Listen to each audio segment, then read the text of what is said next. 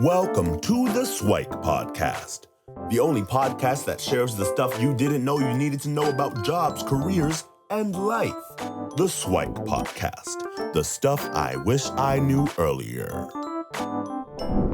Hi, everyone, and welcome to another edition of the SIWIKE Stuff I Wish I Knew Earlier podcast. We're here again with our guest host, Minty, who we're going to have a conversation on insecurities, self-esteem, and body image. So we thought it would be an interesting conversation to have because we'll have different perspectives.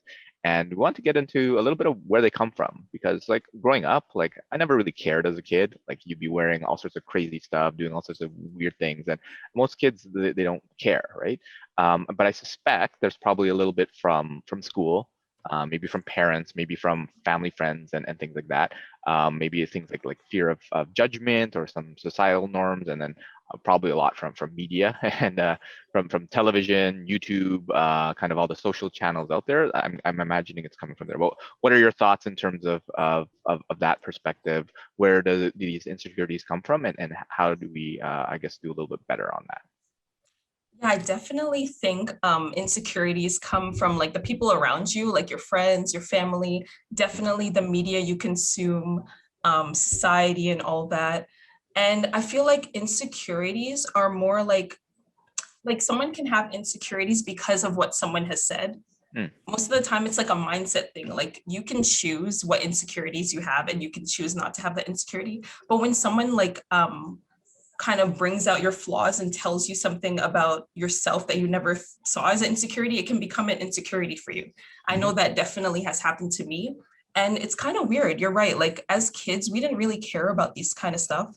But like as you got older, like high school and when you got older, like insecurities just like formulated. I guess it's because of, I don't know. I guess it's because like you get older and you start seeing different things. Social media has a big effect on insecurities, and you start to compare yourself, and you want to fit in. I think that's a huge thing too. You want to fit in with the community, and like there's certain things that may cause you to be insecure about because like there's things like being chubby or things like maybe your hair. Your nose, there's different attributes that can cause insecurities, and I feel like it really has to do with like things people say. Yeah, and I would agree with that. Where digging into some of the research and even like the biology and origins around it is, well, humans used to be tribal creatures, right? So we lived in tribes, and basically, if you were on your own and you were rejected by your tribe, then that meant kind of certain death, right? Because on your own with saber-toothed tigers and stuff like that, it would be hard to survive. So there's that natural fear of judgment from other people, and to your point of acceptance, right? Other people need to accept you for what you are and what you do, because if not, it meant certain death, right? But now, I mean, in today's day and age, well, that doesn't really happen. And it's funny that you talk about things like being chubby and all that sort of stuff, because I was the actual opposite, where I was a skinny, stick thin kid, where I was kind of like 100 pounds soaking wet. But that's all through high school and even when I graduated university to a degree, right? So I was almost made fun of for being too skinny, right? Because as a guy, you want to be like muscular and like built and stuff like that, right?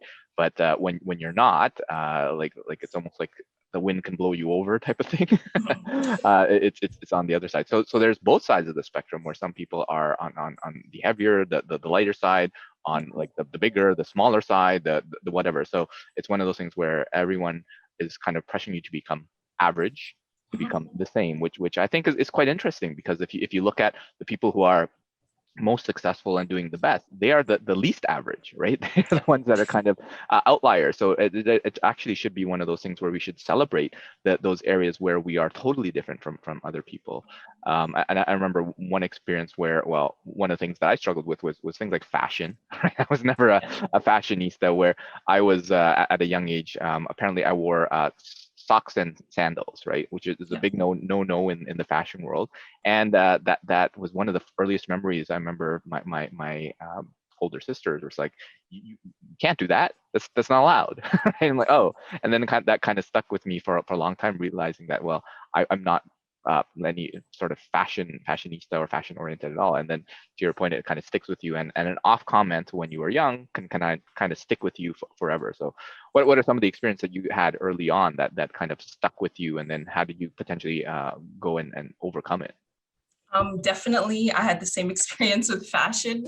I have no fashion sense at all, but it's weird because in high school, it's like I went through so many different like clothing phases. Like there was like the skinny jeans phase, the like colored jeans phase, the what else was there? There was also like the designer belts and stuff like that. So I went through a lot of different phases, but like honestly, it's kind of like it's the stuff you watch, like the music videos I watched, and I kind of just tried to dress like them. But it's like after you get out of high school, it's like I didn't really feel like comparing myself. I just felt like dressing the way I wanted to dress, dressing the way I felt comfortable in. So I just I still wore the skinny jeans because I enjoyed them. And yeah, it's just dressing the way you want to dress.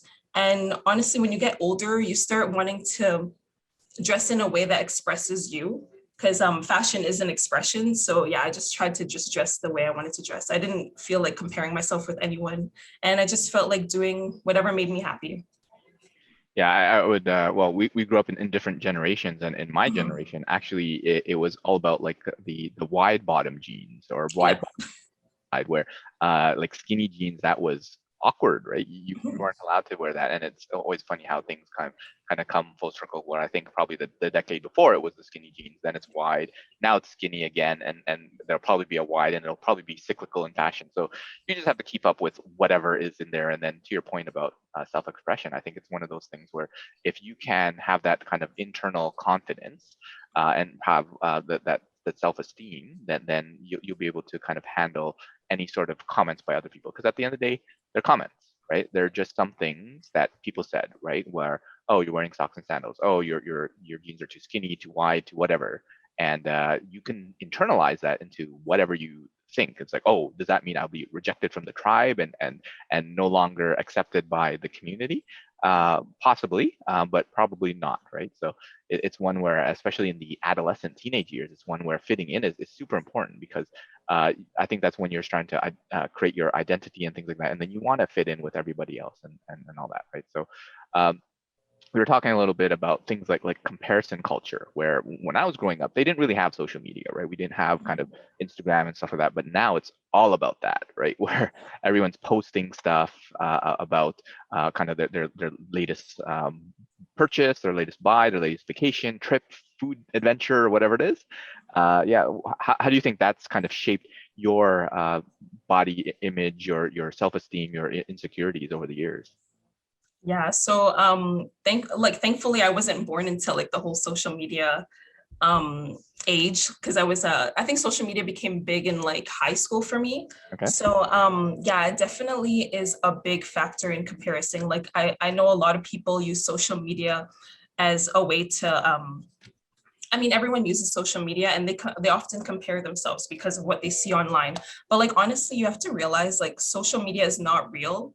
It's just like a platform where people just depict like the positive side of their lives. It's not nobody's life is perfect. Nobody's perfect. So like at the end of the day, you just have to realize that these things are not like everyone's, like this is just the positive side of everyone's life. Like nobody wants to put the negative sides of their life. Some people do, but like most of the time they don't. And even celebrities, like we think they have the perfect lives because they have the money, the cars, the relationship. But like honestly, we just don't know what's going on in their lives, unless like, of course, if TMZ gets in or something, we know like the negative sides. But yeah, you just have to realize that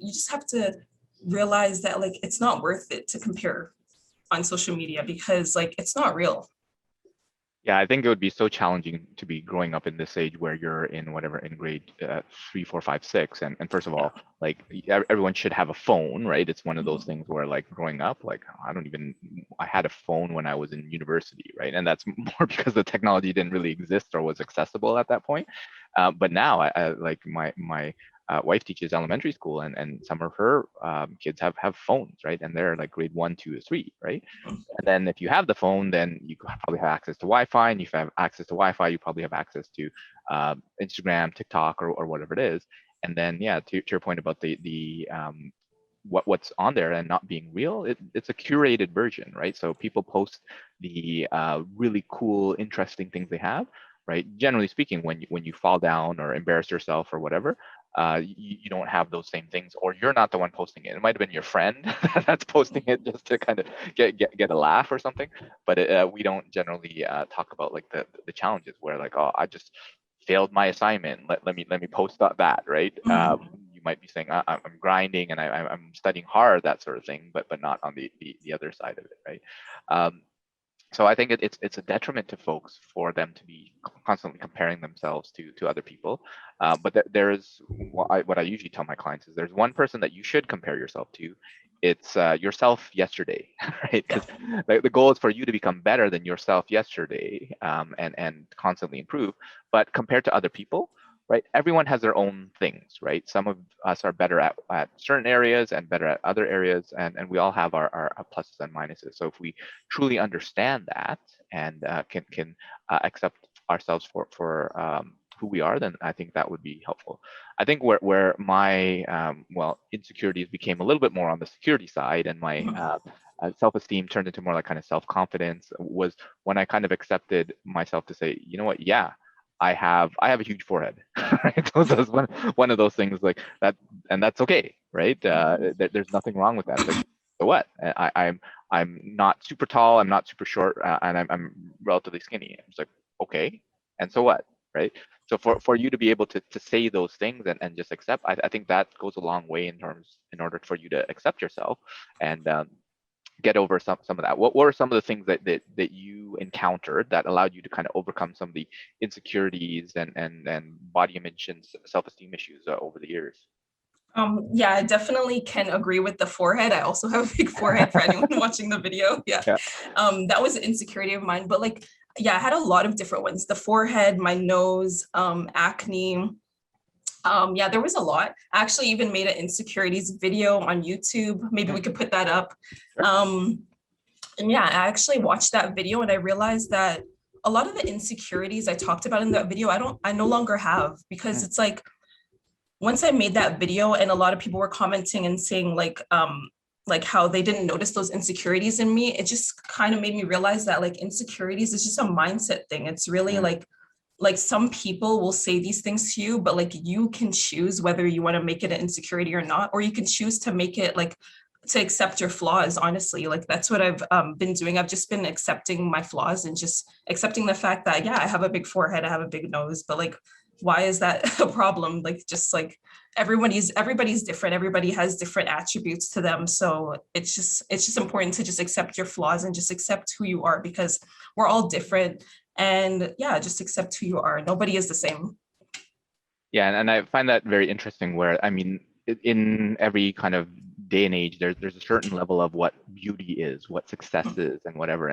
And in other times, and it's totally different, where I think like the 1400s or in like the Renaissance Middle Age time, like if you were chubby and a little more hefty, that was a sign of like, oh my God, she's hot because you're attractive, you're doing well for yourself, you're able to eat. Whereas if you were kind of today's vision of kind of like a little bit more like toned and firm and skinny, but basically, then that would not have been considered attractive, right? So it's a matter of, well, according to whom is one of those, right? So there are people in the world that find whoever you are attractive, right? So sometimes it might not be the mainstream, but there are always people that there always are lovers of kind of anything.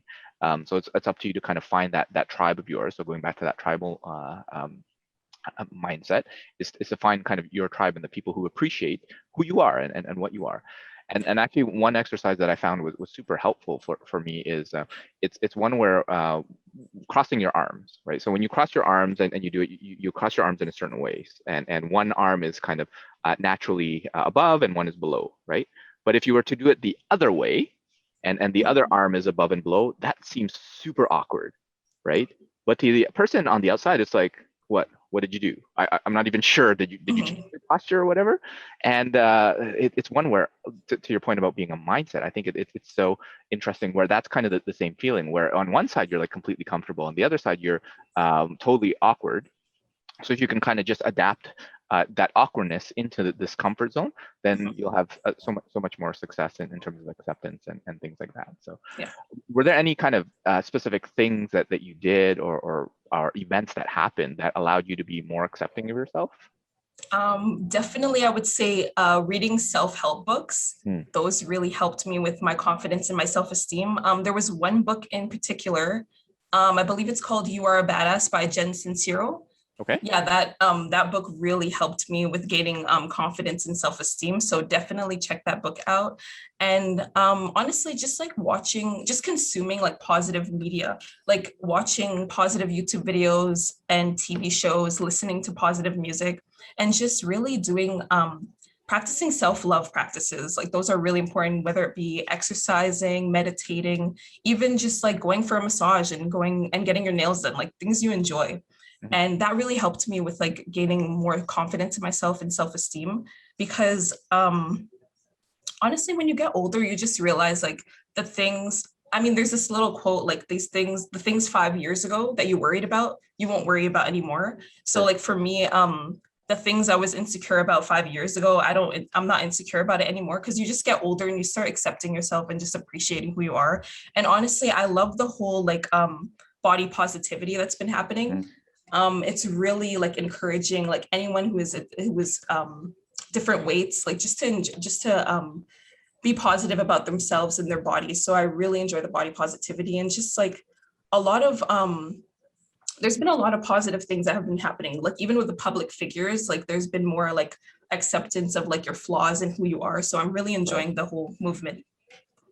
Yeah, and I would agree that the whole positivity movement, the optimism type of trend is great, because humans are actually have a little bit more of that negativity bias, where that negativity kept our ancestors alive, right? Because if we were worried about a particular fruit that might make us sick, or a lion that might jump out and eat us, right?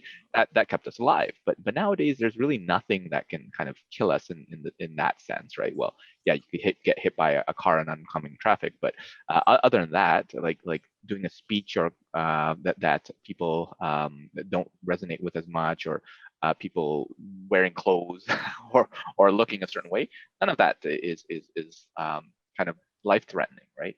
So it's understanding of what's important, and I would echo the part about the whole positivity, because if you can surround yourself with more positive people, more positive influences and all that sort of stuff, then you start overcoming that negativity bias. And the good thing is that when you start doing that, it also starts becoming a habit for you too, right? And then you start appreciating things more around you, because when you are focused on certain things, the positive and the optimistic areas, then you'll find more of those, right? It's kind of that confirmation bias type of thing. And when you're focused on more of the negative things, then like for you, if you might have like YouTube comments or whatever, and you have like 100 amazing comments, you'll often focus on that one troll who makes that comment, right? Even though you have so many other great ones, or in whatever thing. So just be aware, where if you focus on the positive things, then that's more of what you'll get in the future. So that's great. And I think we've given folks a lot of interesting insights in terms of what they can do from insecurities, from a self-image and a body image. And first of all, it sounds like that it's just accept who you are, right? Don't worry about other people, right? There will be your time, and find your tribe, find those people who will uplift you and grow. Are there any other kind of words of wisdom that you'd want to leave folks with as we close off this episode? There was one thing, I remember going on social media one day, and there was an influencer, and she put up a post, and I'm paraphrasing here. She said something like, unfollow any account that makes you feel like you need to be someone else. And that really resonated with me, because like, honestly, you don't realize like how much, there's a lot of negative like content on your feed sometimes, and you don't realize it. And like, honestly, what I did when I saw that, I just went into my following list and I just unfollowed everyone that just doesn't put positive content. Like everyone that put content that kind of negatively affected my mental health, I unfollowed, because honestly, like social media doesn't have to be so negative. And like, if you want to follow positive people, I think that would be very beneficial. And even taking social media breaks, I think that could be very beneficial. I know one time I took like a month off social media, and yeah, it was tough because like honestly, all of us love social media. We're on social media almost every day. So it was tough, but honestly, it helped me out a lot. It made me realize that like social media is not real and like this is reality. So I just wanted to live in reality for a second, and it felt good to do that. So I encourage anyone who is struggling with self-esteem, comparison culture on social media to take those social media breaks. Yeah, I think that that's amazing, and something that a lot of us need to do more of, as hard as it is, as you said.